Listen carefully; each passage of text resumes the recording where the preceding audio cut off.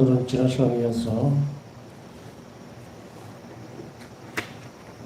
자비 성분에 대해서 살펴보고 있습니다. 자비 성분에서 이제 역할 부분을 한번 살펴볼 겁니다. 예수님 편에서 봤을 때의 역할이 있고요. 또 우리 편에서 봤을 때의 바라다 볼 때에 또 상기시키는 그 모습이 있을 거란 말이에요. 그래서 이 역할은 어떤 것인가 보면 예수님께서 보실 때, 그러니까 예수님께서 우리에게 어떤 것을 하시고 싶어 하는가, 이 상본을 통해서.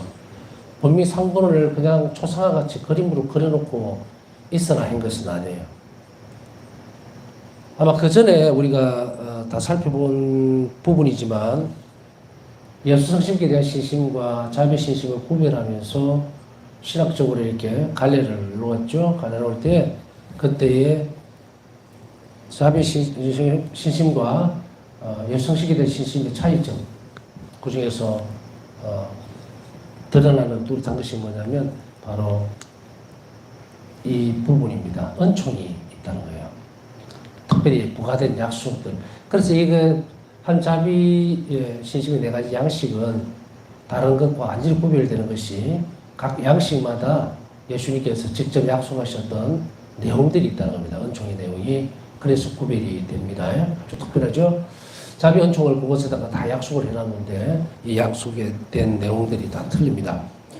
그러면은 어떻게 할 것인가? 이 자비 상분을 모실 때에도 분명히 약속이 있죠. 은총이 주어진 그 은총이 주어져 있는데 상분이 역할입니다. 왜 상분이 초상화로 그냥 걸어만 놓으면 되는 것인가?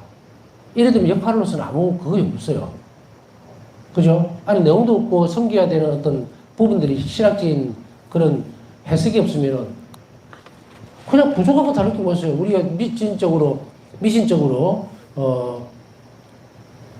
물론 우리는 안 하죠. 그리스도인들은 바깥의 세상에서 볼 때에 일반적으로 하는 그런 부분들 보면 부적을 붙이는 것, 그 자체가 효과가 있다고 생각하는데 교회에서는 절대로 그런 법이 없죠. 자체적으로 효과를 내는 것은 없다. 그걸 뭐라 그럽니까? 준성사를 그랬죠. 다시 교리 배울 필요는 없습니다. 그리고 또 뭐 부적이니 뭐냐 그런 거는 우리한테는 아예 없으니까 그런 것을 할 필요도 없고, 하나 예를 드는 거예요. 잠시 지나가면서. 오래 이야기할 것도 아닙니다. 이런 것들은.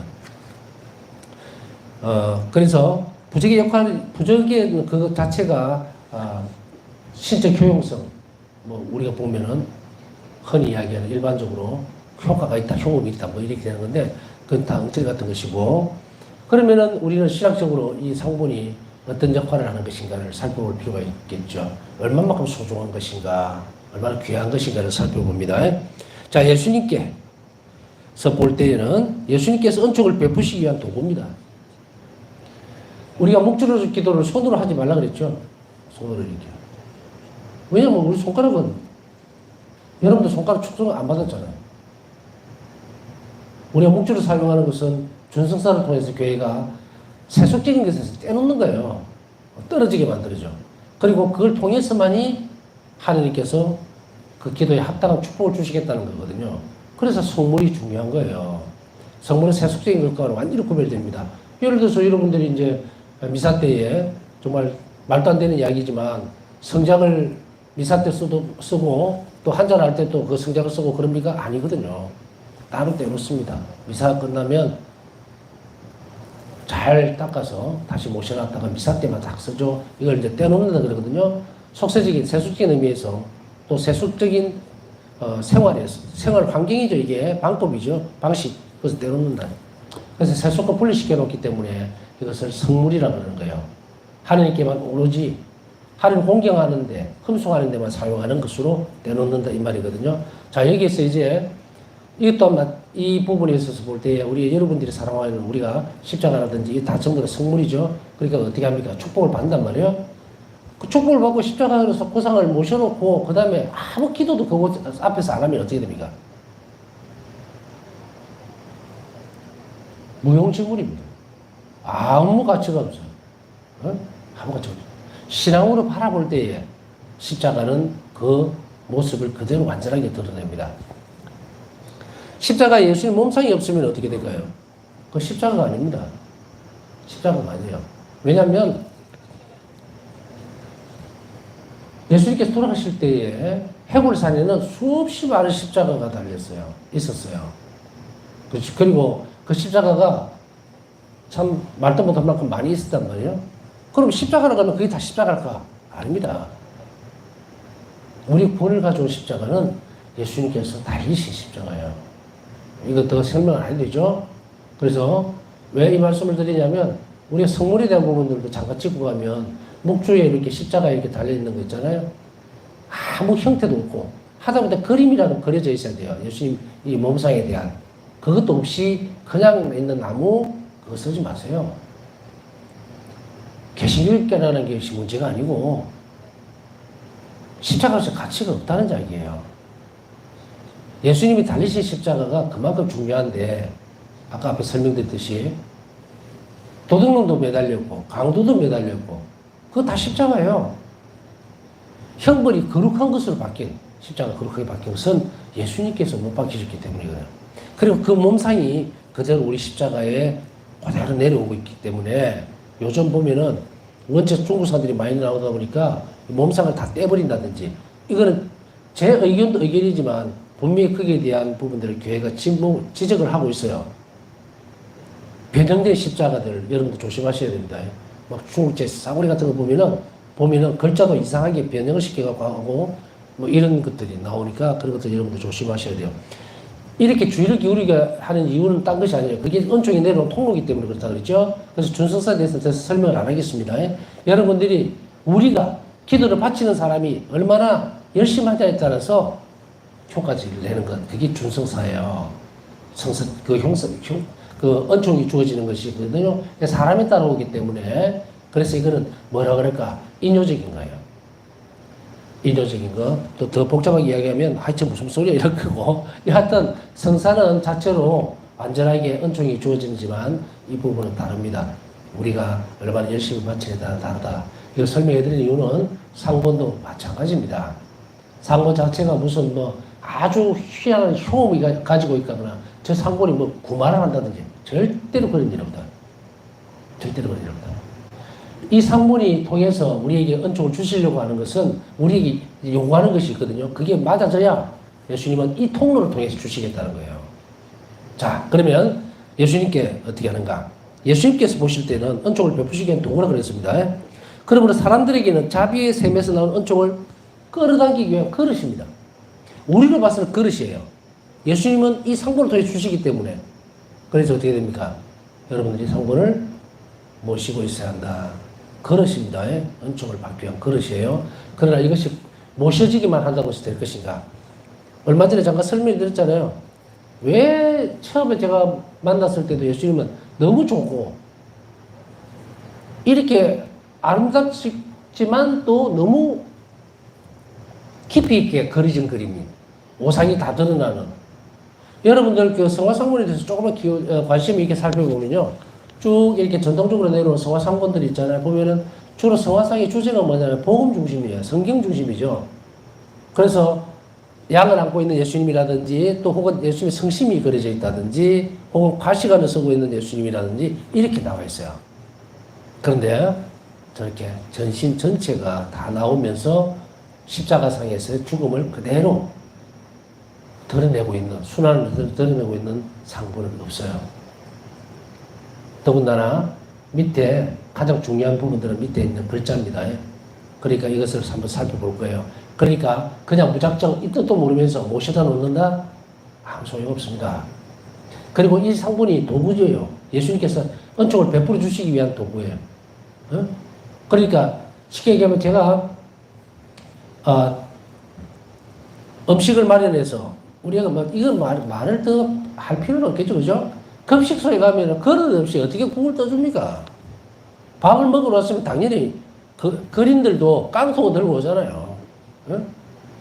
깡통이 있어야 돼요. 내가 국을 주기 위해서는.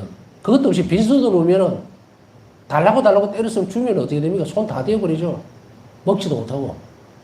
아주 간단하게 설명을 드리면 이런 거잖아요. 자, 그러면 이 자비의 상본은 은총을 주기 위한 도구다. 그 다음에 327번 일기에 보면 나는 사람들에게 그릇을 하나 주는데 그들은 이 그릇을 가지고 자비의 샘에 은총을 기르러 올 것이다. 예수님께서 주신 겁니다. 이 상분. 그래서 나의 모습을 그리라 그랬잖아요. 파우사 성령에게. 역사에 대해서 잠깐 살펴봤죠? 포츠커에서 파우사 성령의 방에서 발현하신 뒤에 이 모습을, 당신 모습을 그리라 그랬다는 거예요. 그럼 주체가 뭡니까? 예수님께서 직접 그리라고 했고, 이 그리라고 한 사람은 지명을 했죠. 지명을. 누구한테? 파우사 성령에게 한 거예요.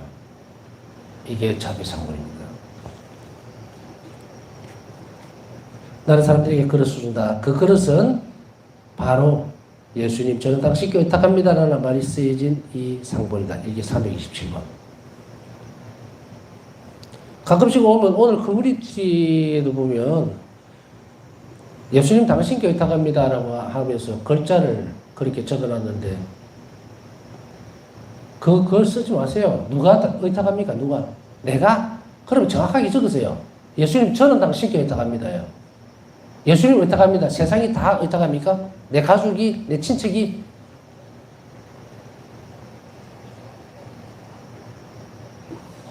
우리가 통행을 할 때도 가슴을 치면서 대타시오 대타시오 합니다. 이거 없이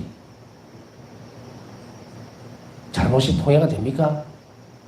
하느님 앞에 나라는 정확한 주체를 드러내질 않는데 왜 그걸 쏙 빼먹고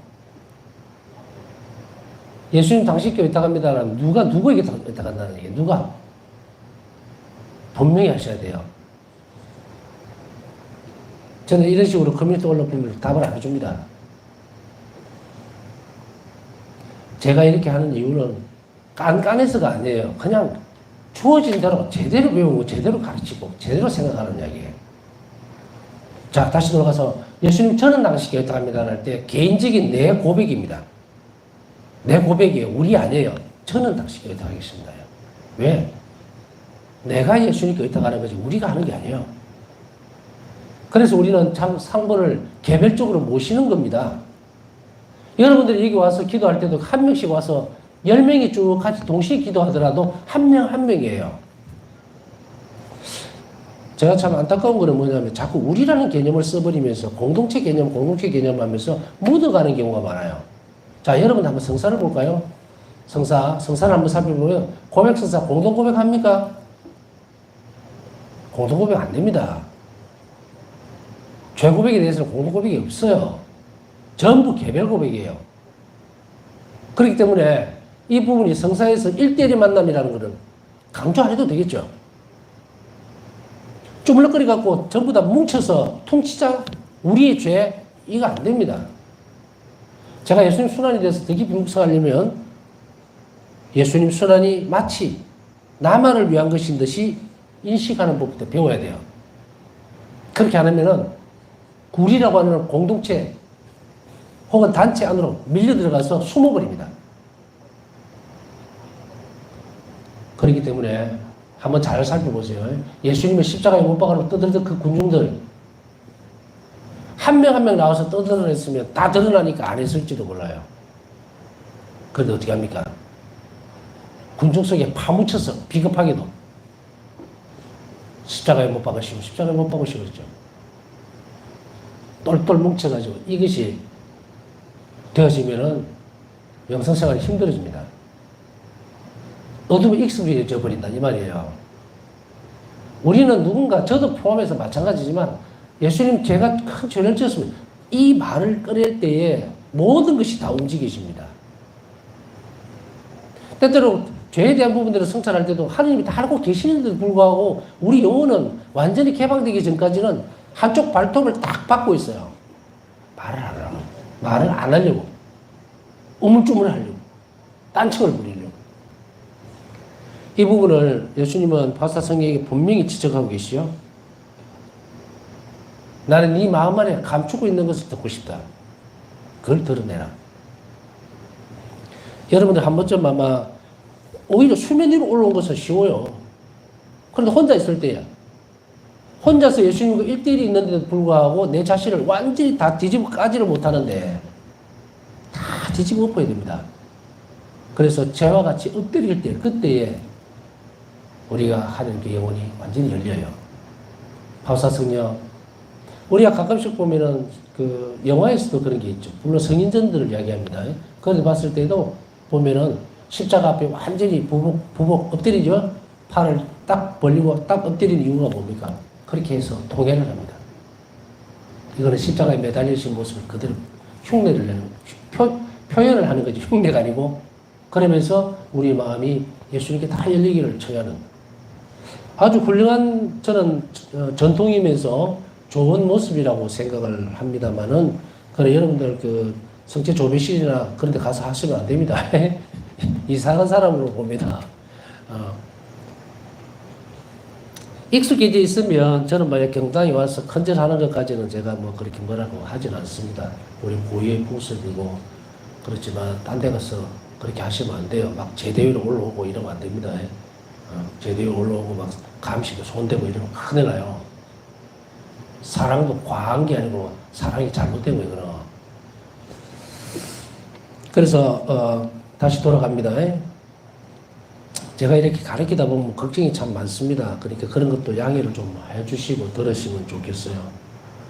전들 따박따박 좀 대충 모질게 안 하고 모나게 안 하고 둥글둥글하게 살면 얼마나 좋겠습니까만은, 제가 이런 이야기를 안 하면 아직까지는 언젠가는 다 되겠지만 그렇게 얘기할 사람도 없을 것 같아서 이럽니다. 그 다음에 일기 570분에 보면 이 상본으로 나는 영혼들에게 많은 은총을 베풀 것이다. 그러므로 모든 영혼이 이 상본을 나오도록, 상본 한번 나오도록 여러분들에게 전에도 상본과 관련해서 말씀드렸지만, 자, 축성을 받는 상본은 크기가 엽서 크기보다 커야 합니다. 조그마한 걸 놓고 모신다? 이게 말이 안 돼요. 그래서 규정상 보면은 지금도 아주 유효하리라고 생각합니다. 규정상 볼 때 그래도 모신다 그러면 A4 정도 이상의 크기는 돼야 안 되겠습니까? 그죠? 조그마하게 잘 보이도 않는데 그거는 모신다. 그리고 훼손될 위험이 많아요. 가지고 다니다가. 그래서 엽서 크기 이상으로 가면 축성을 받고 집에 모시는 상본이 되는 거고요. A4 용지보다 우리에게서도 작은 상본을 나눠줍니다. 그것은 축성을 안 받아도 됩니다. 그러나 그것을 코팅을 해서 축성해 주세요 하면 저는 해줍니다. 왜냐하면 훼손될 것 때문에 그랬거든요. 이런 용지들을 갖고 다니다 보면 자꾸 너들너들하고 찢어지고 구겨져요. 이거 모시는 게 아니거든요. 그죠? 책갈피 용도로밖에 안 쓴단 말이에요. 그러나 그렇지 않고 작지만, 제 생각입니다. 작지만 책갈피용으로 쓰더라도 늘 기도설에서 열 때 예수님 보고 정말 우리가 예수님처럼 당신께 의탁합니다. 언제 어디서든지 그런 것을 마음을 예수님께 드릴 수 있다면 그건 괜찮아요. 대신에 코팅을 단단히 잘 해야 돼요. 훼손되지 않도록. 그렇게 된다면은 저는 해줘요. 그러나 원칙적으로 보면 이것을 넘어갈 때는 모시는 것이 아니기 때문에 상본을 축성 안 받는 게 맞아. 이게 이제 정설입니다. 그리고 상본은 어떤 때는 저도 그 생각을 솔직히 합니다. 이 자비 상본 만나고 그 다음에 자비 신심에 들어오기 전까지는 신학교 교육 받을 때는 그냥 훼손되는 거, 종이 이런 거는 이제 안 하는 걸로. 성경이라든지 이런 거. 그런데 잘 살펴보면요. 뭐가 있느냐면 성화상본에 대한 규정이 있어요. 크게 보면 모든 성화상본은 축성을 받게 되어 있습니다. 축복을. 그 우리말로 방사죠. 방사를 받아야 돼요. 그래서 모셔놓는 어떤 상본이나 그렇게 모셔지지만 단지 이 상본이 교회적으로 인정되어지는 부분이어야 돼요. 아까 말씀드렸잖아요. 예수님 상본이 인물 사진 아닙니다. 아니에요. 복음적인 게 드러나야 돼요. 내 사진 이거 돌리면 상본 됩니까? 아니에요. 상본은 복음 안에, 성경 안에서 드러나는 하나님의 말씀 혹은 인물에 대한 거라야 돼요. 그래야만 그것을 보면서 우리가 어디를 떠올립니까? 신앙적인 부분을 떠올리니까. 그 상본이라고 그래요. 성화상본. 그런데 그 이외에 인물 사진 같은 거 이런 거는 아무 가치가 없는 거예요, 그거는 참고적으로 하시면 되겠고요. 그 다음에 우리에게 봐서 이 상본은 어떤 것인가? 예수님께서 요구하시는 바에 의탁과 자비를 우리에게 상기시키는 표지입니다. 예수님 전 당신께 의탁합니다라는 저것을 계속 상기시키는 표지예요. 그래서 아까 말씀드렸죠. 모신다라는 것은 내가 의탁하는 태도를 가지고 있을 때에 모시는 거예요. 안 그러면 내팽기적으로 놓는 거기 때문에 그게 합당하게 요구되어지는 은총들, 조건을 채워주지를 못했으니까 아무리 모시고 있다더라도 은총 못 받습니다. 못 받아요. 다시 한 번 얘기지만 의탁의 태도 없이 이 상분 앞에 앉아있을 때는 공경하는 태도가 뭐고 아무것도 없어요. 그렇기 때문에 제가 강조하는 게 뭔지 아시겠죠? 이 상분은, 신부는 저는 20년 전부터 상분 집에 모시고 있어요. 그랬어요. 20년 동안 예수님하고 좀 친해졌습니까? 모르면 우물쭈물 색만 다 발해버리고 인물사진 안 해라 그랬습니다. 20년 동안 모셨다라고 하는 것은 그만큼 깊이 있게 나가줘야 돼요. 그만큼 은총이 많이 받았어야 된다. 그런데 은총을 말 그대로 받지 못했을 때는 무슨 문제가 생겼을까? 자, 이 문제가 여러분들 나무래거나 아니면 해서는 안 돼요. 저도 나무랄 생각도 없고 몰랐기 때문이에요. 자, 이제 제대로 상분을 모시면서 엄청난 은총들을 여러분들이 가져가기를 바라는 마음에서 제대로 배우고 제대로 기도하시라는 얘기예요. 자, 어떤 상분이든 간에 상분을 뛰어넘어서 이 네 가지 형태에서 강조된 게 뭐예요, 제가? 항상 기본적으로 의탁과 자비 태도가 있어야 한다는 거예요.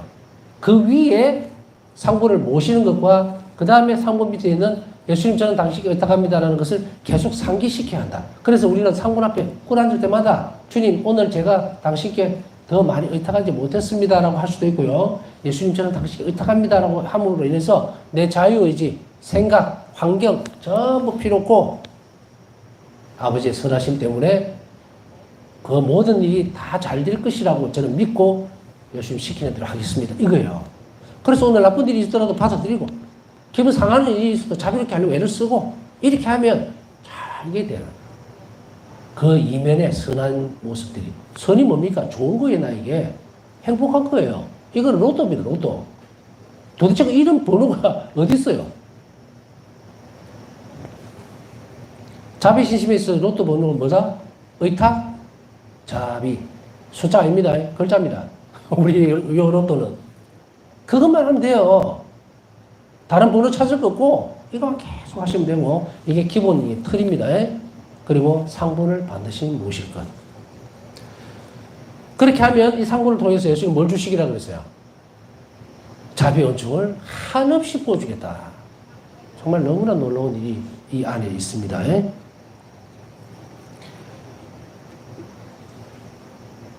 그 다음에 742번 보면 앞에 설명을 제가 드렸지만 이 상부는 내 자비 요구를 상기시킬 것이다. 왜? 아까 제가 말씀드렸죠. 오상 다 드러납니다. 난 내가 너를 위해서 이렇게 죽었다. 내 목숨을 내놓았다. 상처를 봐라. 확인했냐? 그러면 너도 다 내놔라 이거거든요. 너도 나한테 이런 상황을 보고서 너가 나에게 의탁하지 않는다면 너 도대체 세상에서 누구에게 의탁할 거냐? 그래 죽어서 어디로 갈 거냐? 내가 하느님이다 하고 분명하게 확실하게 드러내버립니다. 그래서 가장 강한 믿음도 행동이 따르지 않으면 아무 소용이 없기 때문에 행동하라는 이야기예요. 그 표지로서 선물로 준 겁니다. 저는 이 상분이 너무도 소중한 선물이에요. 상기시켜주는 선물입니다. 내가 세상을 살다가 잊어버릴 수도 있어요. 갔다 또 어떤 데는 아차 싶어서 건너뛸 때도 있고. 사실 제가 이게 왜 선물이라고 얘기하는가? 제가 사회생활을 어느 정도 했을 때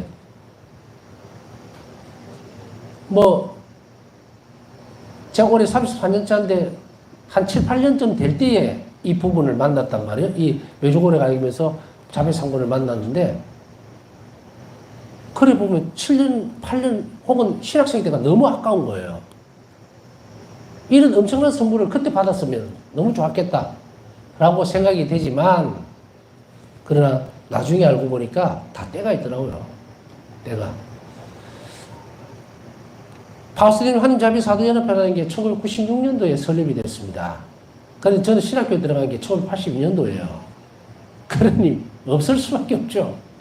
없을 수밖에. 저는 늦은 게 아닌 거예요. 그러나 적어도 신부생활 7년 동안 지난 뒤에야 이 거룩한 선물을 받았다는 것이 너무도 기쁘고. 여러분들 생각해보세요. 이 상본을 모심으로 인해서 여러분 삶이 새로 확 다 바뀌어버리는 거예요. 새로운 삶을. 왜? 이제는 예수님이 내 일을 다 해주실 거니까. 나를 행복하게 해주실 거니까. 나는 이것만 하면 돼. 이것만. 어떻게 하면 자비로울 것만 고민하고. 주님께 어떻게 하면 어떻게 할 것만 고민하고. 이러면 한도 없이 그걸 주시게 되는데, 뭔 고민이 있고, 뭐가 그리 골치 아픈 게 있어요? 아무것도 없어요. 이런 약속을 굳게 믿고 이 일에 매진하면, 정말 이때에 우리는 어떤 것을 느끼게 될까? 이제 죽어도 한이 없다. 이제 죽더라도 천국 데려가실 거라는 거. 그 전까지는요, 정말 이렇게 살다가 천국 가겠나? 이런 생각. 그러다가 감히 또 무슨 생각이 드냐면, 할 수 없지 뭐. 신부로 살다가 난 최선을 다했지만, 모자라는 부분이 있으면 연옥에 가겠지 뭐. 이런, 정말 또 어처구니 없는. 반드시 가야 되는데, 그리고 연옥은 절대로 안 가야 되는데, 길이 없는 거예요. 열심히 살면 된다라는 건데, 그 열심히가 또 어디까지인지도 모르겠고, 점수로 표시라도 좀 내주면 열심히 할 텐데, 그런 것도 없고. 그러나 이제는 달라졌습니다. 예수님께 있다가고, 하나님께 있다가고, 이웃에게 자비로우면 우리 영혼이 알아들어요. 아, 주님 마음에 드는 삶이 이제 든든합니다. 든든해. 정말 이제 예수님을 여러분들이 후견인으로 맞아들여야 돼요. 자비 후견인으로 맞아들여야 됩니다. 그래서 우리 영혼이 이제 안심을 할 수 있어야 돼요. 아, 내가 이대로 죽더라도 자비 심판을 받겠구나. 그러면 그 영혼은 자유롭고 평화롭게 살아간다. 세상에 흔들리지 않고. 자, 이것을 여러분 각자가 이제 노력하면서 얻어내야 됩니다. 그러나 제가 겪었던 이야기들은 앞에서 그것들은 이런 것이 없을 때예요. 그러나 지금은 너무도 좋은 선물들이게 울타리가 탁 쳐져 있고 이제 이 안에서만. 그때 비로소 드는 생각이 뭐냐면, 아, 내 양들 내 목소리 알아듣는다. 정말 내가 예수의 목소리 알아들었구나. 그리고 그 우리에 들어갔구나. 얼마나 신나고 좋은 일입니까? 저는 모태신앙이지만 신앙생활을 하면서 이렇게 기뻤던 적이 없어요. 이제야 주님 비로소 편안하게 갈 수 있겠습니다. 좀 실수할 수도 있어요. 좀 거칠 수도 있고, 또 핀잔을 들을 때도 있고. 그렇다고 하더라도 내가 예수님께 가는 길에서는 그렇게 수줍을 일은 이제 없어요. 의탁할 수 없었으면 더 의탁하게 해달라고 청하면 되는 거고, 바사 성령처럼 일어나서 그게 필요한 은총을 청하면 되는 거고. 그랬을 때에, 자, 보세요. 이 성체조별을 하면서 예수님을 이렇게 성찰했는 예수님을 믿음의 눈으로 봅니다. 갑갑하지 어떤 때는. 그죠? 솔직히 이야기해 보잖아요. 정말 토마스 아퀴나스 스승님처럼 마지막 날에는 베일이 없이 주님을 얼굴을 맞대고 볼 것입니다. 얼마나 엄청난 일입니까? 저는 이 대목에서 항상 생각하는 게, 나는 예수님을 보면 죽을 것 같아요. 예수님을 보고 싶고 그렇긴 한데, 진짜로 그러면 어떡하지? 준비도 안 됐는데 그냥 숨이 탁 막혀가 죽어버리는 거 아닌가? 이런 생각. 안 그러면 없어져 버리진 않을까? 녹아서. 그런데 이런 우리를 안심시키는 것은 자기 상분이에요. 괜찮다. 나를 봐라. 나를 봐라. 나다. 내가 죽기까지 너를 사랑했는데 너는 나에게 줄 게 없느냐? 이거거든요. 그때 우리는 무슨 이야기를 합니까? 아이고 예수님, 저는 당신 곁에 가겠습니다. 이 세상 어디를 둘러봐도 나를 위해서 목숨을 내놓은 사람은 없다. 그러나 주님은 왜 나를 위해서 목숨까지 버리면서 저를 사랑하시고 자비롭게 도와주십니까? 라고 묻잖아요. 그럼 예수님은 한마디로 내가 너를 창조했기 때문이다 라고 얘기하는 거예요. 자, 이제 우리는 왜 세상에서 왜 태어났고 왜 어떻게 살아야 되고 왜 괴로움이 있고 뭐 십자가가 있고 다 필요가 없다. 이미 다 끝났어요. 거래는. 예수님은 당신 자신을 내놓음으로 인해서 나를 거둬들였어요. 내가 버팅기면 이 줄은 끊어질 겁니다. 그러면 영원한 불행이 우리를 따라오겠죠. 그때는 돌아서 봐야 소용이 없어요. 여러분에게 주어진 이 시간을 정말 잘 활용하십시오. 자매 초대에 등을 돌리는 사람은 끝이 나요. 더 이상의 시간은 없다. 그 다음에 일기 1417번 어떤 방법으로든 자비를 실천하지 않는 사람은 심판날에 나의 자비를 얻지 못할 것이다. 왜 이렇게 제가 다급하게 얘기를 하는지 아시겠어요? 제가 아까 이거 보다가 알고리즘이 이렇게 딱 돌다가 보니까 뭐가 나오느냐면 1년 전에 뉴스가 가톨릭 평화방송 뉴스인가 봐요. 그 제목이 뭐냐면 장례미사를 거부하는 신자들, 그 다음에 화장해서 뿌려달라, 이 대목이 나오길래 놀래가지고 돌려버렸어요. 무슨 말씀 드리고 싶어 하는지 아시겠죠? 사람이 죽고 영생을 얻는다는 것은 얼마나 엄청난 일인지, 영벌을 받는다는 것은 얼마나 어마어마한 일인지 도대체가 상상도 할 수 없는 생각 안으로 빠져들어간 이유가 뭘까? 악이 이만큼 깊이 있게 들어와 버렸다는 거예요. 그 다음에 마태복음 5장 7절에 보면요, 자비를 베푸는 사람은 행복하다. 그들은 자비를 입을 것이다. 진보 8단이죠. 예수님은 복음을 새롭게 합니다. 쇄신시킨다 그랬죠? 신앙의 정신을 쇄신시키지 않으면 멸망한다. 멸망한다. 우리 가운데 누군가, 많은 사람들은 엉뚱한 짓을 잘하거든요. 그래서 자꾸 이번 생이 끝나면 다음 생이 또 있는 식으로 밀고 들어오면서 신앙의 근간을 흔들어 버리려고 하는, 그게 완전히 막입니다. 어떤 것도 두 번은 없어요. 그러니 우리는 이 삶을 살아가면서 안타깝지만 지금이라도 한 번이라도 저 자비로운 사람이 혹은 자비로운 태도를 가질 수 있도록 노력을 해야 됩니다. 즉, 이 상분 앞에서 바치는 신뢰찬 기도는 신뢰찬 기도라고 얘기합니다. 이 상분 앞에서 자비 행위를 하루에 최소한 한 가지 이상 실천하라는 예수님의 요구를 수행했는가라는 양심 성찰과 병행되기를 예수님께서는 바라고 요구하고 계신다. 로지키 신부. 로지키 신부님 말씀처럼 자비 행위를 하루에 한 가지 이상 최소한 실천하는 예수님의 요구를 수행했는가를 상기시킵니다. 내가 자비를 실천하지 않으면서도 예수님 전 당신과 의탁합니다라는 말을 할 수가 없다. 의탁한 사람만이 하는 자비를 실천할 수 있기 때문입니다. 그래서 의탁이 먼저예요. 문이 열리는 것은 의탁의 태도가 있을 때에 자비 행위를 할 수 있게 됩니다. 순서는 절대로 안 뒤집어집니다. 전에도 말씀드렸죠. 강조를 계속했지만 우리는 그냥 놔두면은 자비롭지 못해요. 저도 똑같거든요. 하느님이 자비를 흘려줘야 돼요, 나에게. 그렇게 해야만 내가 이웃에게 자비를 줄 수가 있다. 그러나 그 근간이 되는 것은, 가능성은 그리스도인들에게 뭡니까? 성체로서 와 계시는 거예요. 우리가 의탁만 한다면 예수님은 내 안에서 활동하시면서 내가 자비로운 일을 할 수 있도록 해주시겠다는 거예요. 그렇게 함으로 인해서 우리는 뭐로 됩니까? 예수님으로 바뀐다. 이것을 분명하게 하고 있습니다. 네, 자비 성론에 대해서 살펴봤습니다. 일부를 살펴봤는데, 이제 어떤 태도로, 어떤 자세로 저 성본을 모셔야 되고 공경해야 되고, 그리고 저 앞에서 기도할 때는 어떤 모습으로 해야만 자비 은총을 입을 수 있는가라는 것을, 받을 수 있는가, 입을 수 있는가, 그거에 대해서 분명히 설명을 드렸습니다. 이 태도 없이는 아무것도 받아가지 못합니다. 그러니 예수님께서 저 그릇을 주신 것을 분명하게 하고, 그게 요구되어진 상황을 잘 지켜서 정말 여러분 각자가 예수의 자비를 잘 입을 수 있도록, 자비를 많이 받을 수 있도록 여러분들이 노력했으면 좋겠습니다.